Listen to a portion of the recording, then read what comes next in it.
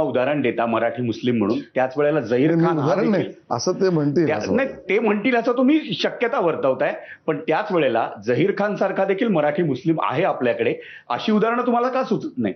मग चांगलं आहे की आमचा काही विरोध नाही. हा, मग ते कदाचित आमचा झहीर खानला विरोध कुठे आहे? उद्धव ठाकरेंना कदाचित ते अभिप्रेत असावं असं जर म्हणायला तुम्हाला काय वाटत नाही?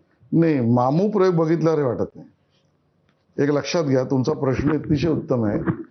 प्रयोग मामूचा, आणि त्याच्या अगोदर केलं काय, तर लोकसभेमध्ये जो मुसा ज्याला दोष सिद्धी सुप्रीम कोर्टाने केली, कशात, मुंबईतल्या बॉम्बलास्टमध्ये आरोपी आहे हा सिद्ध झाला, त्याला सजा मिळाली.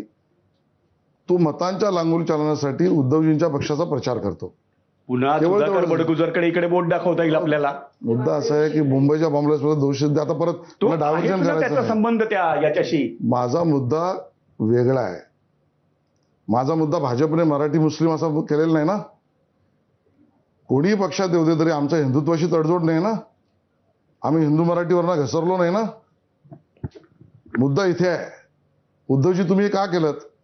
याकूब मेमनला ज्याने बॉम्बलास्ट केला, न्यायालयाने सजा दिली, सर्वोच्च न्यायालयाने दिली, त्याची कबर तुम्ही मुख्यमंत्री असताना सजली. चला, तुमचं दुर्लक्ष होतं. केवळ तेवढंच नाही, ज्या काँग्रेसच्या मंडळींनी त्याला फाशी देऊ नका म्हणून क्षमा याचना पत्र बनवलं, त्या काँग्रेसच्या बरोबर तुम्ही सत्तेत बसलात. म्हणून दाऊद इब्राहिमची भीती आहे. असं भाजपने काही केलेलं नाही.